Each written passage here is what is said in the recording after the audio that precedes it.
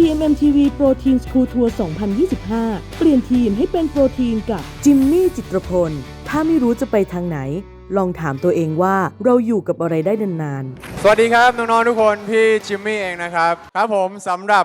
น้องๆที่ยังไม่รู้จักพี่แนะนำตัวก่อนนะครับพี่ชื่อจิมมี่นะครับก็เรียนจบแพทย์เชียงใหม่มานะครับจบป.ตรีที่เชียงใหม่นะครับล่าสุดเลยพี่ก็เพิ่งจบปริญญาโทหมอผิวหนังมานะครับที่ธรรมศาสตร์นะครับมันก็อาจจะมีน้องๆหลายคนที่อาจจะเริ่มคิดแล้วว่าเราจะเข้ามหาลัยอะไรเราจะอยากทำอาชีพอะไรไปอยู่ในทิศทางไหนใช่ไหมวันนี้ก็พี่ก็ถือโอกาสดีจะมาฟังพี่ก็อาจจะได้อินสปิเรชันได้แรงบันดาลใจดีๆในการที่จะไปใช้ชีวิตต่อนะครับโอเคพี่แชร์ก่อนแล้วกันพี่พอพี่เรียนหมอเสร็จใช่ไหมพอตอนเรียนหมอปุ๊บเนี่ยมันก็จะมีปี1ถึงปี6ใช่ไหมครับคือเอางี้ความสำเร็จมันไม่ได้เริ่มตอนพี่สอบติดหมอนะคือตั้งแต่พอพี่ติดหมอปุ๊บเนี่ยคือใจลึกๆมันดีใจแต่ว่า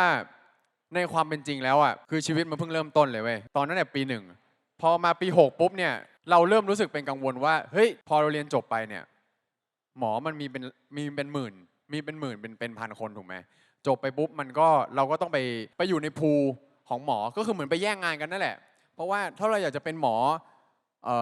สมมติอยากเป็นหมอผ่าตัดมันไม่ใช่ว่าหมอ 2,000 คนทุกคนที่จบมาจะได้เป็นหมอผ่าตัดทุกคนถูกไหมอย่างตัวพี่จบปี5ปี6เริ่มต้องมาคิดทบทวนกับตัวเองเหมือนน้องตอนนี้เลยว่าตอนนี้อยู่ม5ก็เนี่ยขึ้นม6ถูกไหมก็ต้องมาคิดกับตัวเองว่าเฮ้ยเราอยากจะเข้าคณะอะไรพี่ก็ต้องคิดตัวเองเหมือนกันว่าเฮ้ยตอนพี่อยู่ปี5ปี6กำลังจะจบหมอเนี่ยพี่ต้องคิดว่าเฮ้ยอยากจะเป็นอายุรกรรมอยากจะเป็นหมอสูอยากจะเป็นหมอผ่าตัดหรืออยากจะเป็นหมออะไรต่างๆเนี่ยแต่ว่าเราก็ต้องใช้ชีวิตไปในแต่ละวันถูกไหมให้ตัวเองเรามีความสุขสิ่งที่อยากจะถามน้องๆก็คือรู้ตัวหรือยังว่าตัวเองชอบอะไรแบบในชีวิตนี้จริงๆถ้าคำถามนี้น้องยังตอบตัวเองไม่ได้พี่อยากจะให้น้องเปลี่ยนคำถามตัวเองใหม่เปลี่ยนเป็นว่าเราอยู่กับอะไรได้นานอย่างพี่ตอนที่พี่เป็นหมอเนี่ยพี่สารภาพเลยว่าพี่ไม่สามารถที่จะยืนอยู่ในห้องผ่าตัดช่วยอาจารย์ผ่าตัดเนี้ยประมาณสมมุติพี่เคยวนอยู่แผนกหัวใจผ่าตัดหัวใจพี่ต้องช่วยอาจารย์ผ่าประมาณยืน8 ชั่วโมงกินข้าวกินน้ำไม่ได้ต้องช่วยอาจารย์ผ่าอยู่ตรงนั้น8 ชั่วโมงเนี้ยมันรู้สึกว่ามันไม่ใช่พี่เลยพี่รู้สึกว่าสิ่งนี้มันไม่ใช่พี่อยู่กับสิ่งนี้ได้ไม่นานแต่ว่ามันก็มีเพื่อนที่หลายคนที่เขาอยากจะทำเขาชอบที่จะอยู่ตรงนั้นอะไรเงี้ยซึ่งตอนนี้เพื่อนพี่คนนั้นก็เป็นหมอหัวใจเรียบร้อยแล้วเป็นหมอผ่าตัดหัวใจก็เพิ่งเรียนจบมาแต่ว่าตัวพี่เองพี่ก็เพิ่งก็ได้ค้นพบตัวเองว่าเฮ้ยพี่เป็นคนที่ชอบหัตถการเล็กๆก็คือไม่ต้องอยู่ห้องผ่าตัดใหญ่คนไข้อยู่ในห้องปกติเราแค่มาฉีดยาชาใช้มีดกรีดเล็กๆเข็มฉีดยาเป็นพวกรอยแผลเล็กๆหรือว่าอะไรหัตถการเล็กๆทำแผลอะไรอย่างเงี้ยครับซึ่งน้องหลายคนจะดูเฮ้ยมันดูเล็กจังเลยแต่ว่าไอสิ่งเล็กๆเหล่านี้มันก็เป็นอาชีพได้สำหรับหมอมันก็คือหมอผิวหนังคือตอบโจทย์พี่ที่สุดแล้วนะครับพี่ก็เลยเลือกที่จะวางแผนที่จะเรียนหมอผิวหนังแค่อยากจะถามน้องๆทุกคนว่าถ้าเราไม่มีคำตอบว่าเราชอบอะไรจริงๆเนี่ยลองคิดใหม่ว่าเราอยู่กับอะไรได้นานคือที่พี่พูดไปเนี่ยมันไม่ใช่แค่ว่าเราชอบหมายถึงว่าเราอยู่กับอะไรได้นานไม่ใช่หมายถึงว่าอยู่กับสิ่งที่มันอยู่กับหมออยู่กับวิศวะอยู่กับบัญชีอยู่กับตัวเลขอะไรได้นานนะพี่หมายถึงว่าแม้แต่ถ้าเป็นสิ่งที่เราชอบเพลงกีฬาเกมหรืออะไรต่างๆ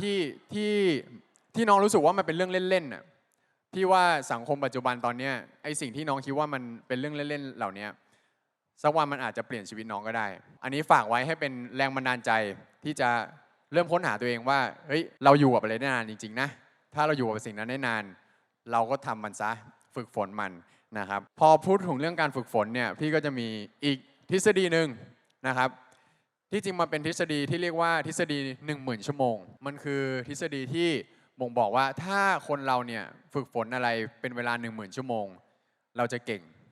เราจะเชี่ยวชาญยกตัวอย่างเช่นง่ายๆนักกีฬาโอลิมปิกคือพวกเขาฝึกวันหนึ่งประมาณ4-8 ชั่วโมงบางคน10 ชั่วโมงเนี่ยก็อยากจะบอกให้น้องๆทุกคนว่าเฮ้ยพอเราค้นพบตัวเองได้แล้วว่าเราอยู่กับอะไรได้นานเนี่ยพี่ว่าสิ่งเหล่านี้มันจะติดตัวน้องไปตลอดชีวิตแล้วทำให้มันเลี้ยงชีพตัวเองได้นะครับมันไม่ใช่แค่ว่าเราชอบเล่นเกมอยู่กับเกมได้นานแต่ว่าน้องเล่นเกมแม่งทั้งวันเลยไม่ทำอะไรเลยอันนั้นไม่ใช่สิ่งที่ถูกต้องนะถ้าสมมุติว่าเล่นเกมแล้วอยากคิดว่าเอาเกมเป็นอาชีพ น้องจะต้องไปหาคอมมูนิตี้ที่ถูกต้องไปหาพวกโปรเพลเยอร์ที่ถูกต้องเนาะให้เขาฝึกฝนแล้วเอาสิ่งที่เราเรียนรู้เนี่ยกลับมาฝึก